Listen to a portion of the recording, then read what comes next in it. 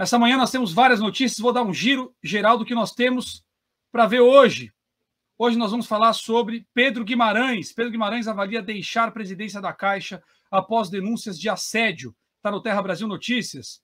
Está lá também, desembargador participa de evento e fica perplexo com o inquérito das fake news. É pré-medieval. Fecha aspas. Correu. Adversário de Tarcísio Freitas, Márcio França já avalia desistir de candidatura. Defesa apresenta ao TSE lista de militares que irão fiscalizar as eleições. Essa está na Jovem Pan. Ex-gestores do Fundo de Pensão da Caixa terão de devolver 55 milhões e 700 mil reais. Você não ouviu errado. Ex-gestores do Fundo de Pensão da Caixa terão de devolver 55 milhões e 700 mil reais. Justiça marca nova perícia sobre condição mental de Adélio Bispo. E tudo isso nós vamos ler e comentar na companhia do Alan Lopes e da Paula Cassol. Ladies first. Bom dia, Paula. Bom dia, Diogo. Bom dia, Alan. Bom dia a toda a nossa audiência. Bom dia, Alan. Bom dia, Diogo. Bom dia, Paula. Bom dia principalmente a você que nos assiste de todo o Brasil e do mundo. Vamos lá. Já já aparece o Canuto aí para compor o time. Mais um problema técnico. Bom, vamos lá. Vamos começar pela notícia mais talvez a mais relevante do dia, né? Surgiu ontem à noite, para dar o contexto, é a notícia sobre o presidente da Caixa, Pedro Guimarães. Foi uma matéria do Metrópolis, publicada ontem às 18 horas, matéria do Pedro Rangel, que fala, exclusivo, funcionários denunciam o presidente da Caixa por assédio sexual. Então, na matéria publicada ontem às 16 horas, eu vou usá-la como referência, que ela está um pouco mais completa do que as outras notícias de hoje. Então, vamos lá.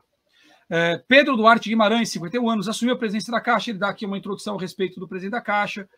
E aí, a denúncia é a seguinte: 5 mulheres denunciam ele por comportamento inadequado. Ele teria abordado com contato físico, inclusive, funcionárias da Caixa denunciam o executivo de fazer várias abordagens consideradas impróprias, com toques íntimos não autorizados e convites incompatíveis com a atividade profissional. Como eu disse, a matéria surgiu ontem no Metrópolis, matéria do Rodrigo Rangel. O caso já está sendo investigado pelo Ministério Público Federal. Algumas dessas mulheres já prestaram depoimento ao Ministério Público, outras ainda prestarão. Bom, o caso é esse. A acusação é de assédio sexual, né? Algumas já prestaram depoimento, outras não. O Ministério Público se debruça no assunto. E aí? Vamos começar com a Paula. Como é que você vê isso aí, Paula? Bom, é um assunto muito delicado. A gente já viu acontecer inúmeras vezes de denúncias infundadas que são jogadas na mídia e depois, ao longo do processo, se vai ver que as alegações não eram bem assim e, por muitas vezes, acabam destruindo a reputação, prejudicando a vida dessa pessoa, né? Isso muitas vezes acontece. Então, acho que a gente tem que ter muito cuidado quando vai analisar. Eu não sei, não tive acesso aos depoimentos, né, Diogo? Não sei se tem mais alguma coisa aí para a gente analisar, mas é muito possível, tá? Acho que é temerário pegar o Pedro e jogar na fogueira. A gente sabe que existem, quantos de vocês já não viram cenas de feminazes? Não estou dizendo que é o caso, mas que existe a possibilidade de, por qualquer coisa, a pessoa diz assim, não, isso é assédio, isso é assédio. Não é. Infelizmente, o feminismo virou a cabeça de muitas mulheres do avesso e a gente tem que ponderar muito bem isso. Se ele já se posicionou em se afastar do cargo por causa disso, olha, ele tem feito um trabalho brilhante na Caixa, a gente tem acompanhado isso no Brasil inteiro, ele viaja por todos os lugares, a gente viu ele, esteve aqui no Rio Grande do Sul, né, um comportamento super tranquilo, nunca vi absolutamente nada, também não convivo com ele, né? Mas eu acho que é temerário a gente pegar uma reportagem e jogar o cara na fogueira, sabendo de todas essas coisas que podem sempre acontecer, né? E ele sair do cargo agora, se for por uma questão de defesa dele, né? Aí é uma decisão pessoal.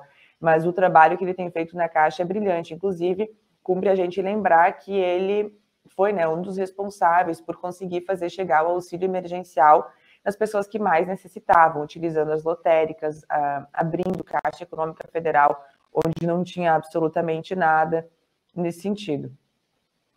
Teve o trabalho do FIES também, enfim, teve a redução do endividamento da população com perdão de até 90% das dívidas, enfim, teve uma série de ações se vocês competentes. Me permitem, esse desgaste o tempo inteiro de criar factoides para ficar desgastando a imagem do governo Bolsonaro.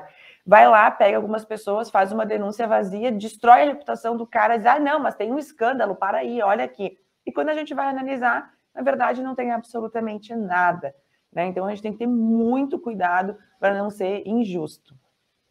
O ponto que a Paula colocou, Alan, já passando a bola para você, faz bastante sentido. Só a gente lembrar que o filho do presidente, o Eduardo Bolsonaro, também foi acusado há algum tempo de assédio e, no fim, não houve assédio, né? Então, sobre as acusações infundadas, estamos perto do processo eleitoral e a gente sabe que a tendência agora é que cada vez mais ataques apareçam.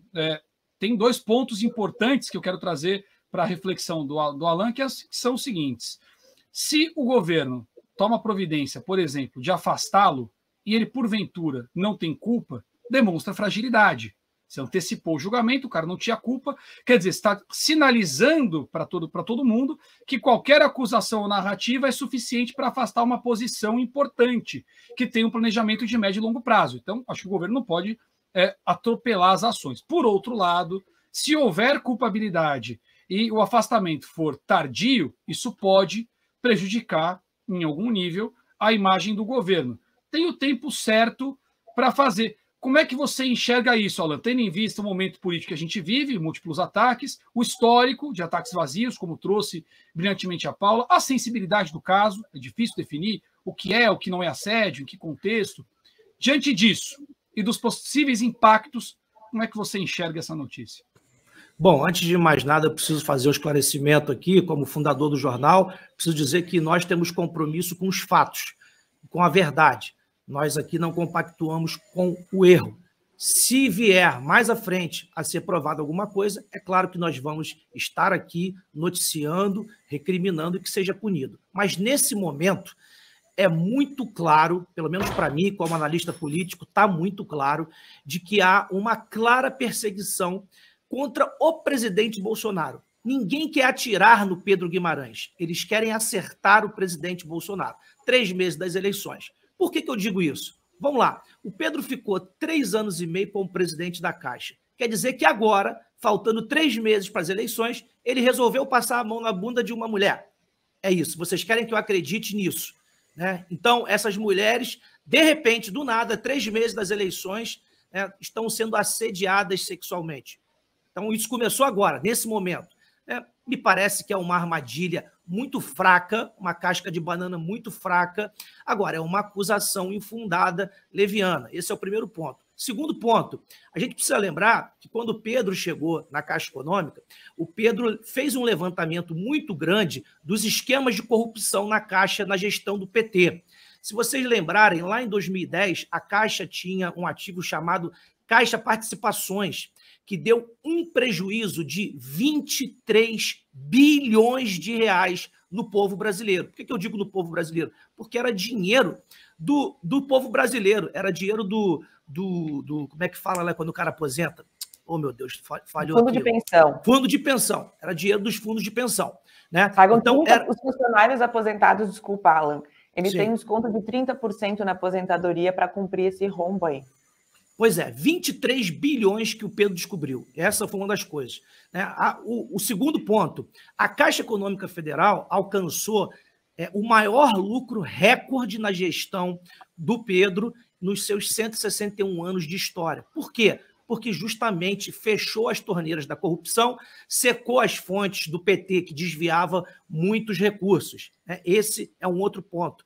Um outro ponto também que é importantíssimo na gestão do Pedro na Caixa Econômica Federal.